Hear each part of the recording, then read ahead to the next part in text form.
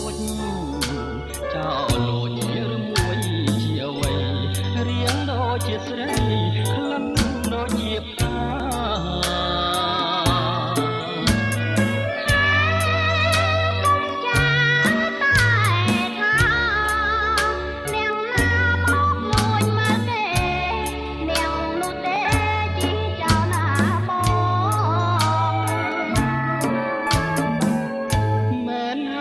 ចោលបងគឺចោលលួចចិត្ត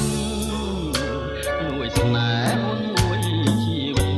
សូមតែអាណិតសូមតែមេត្តា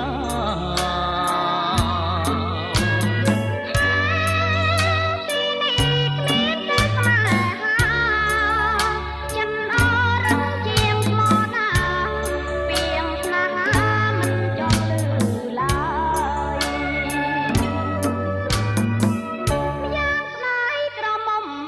ព្រមចារីមារីឲ្យរយស្វាវៃព្រមរោមស្ត្រីមានប្តីមានទុំម្យ៉ាងវាកូននៅបាននៅពងតាវាគឺជាត្រីមុំចង់ជួបឪពងជាងជួបស្នេហា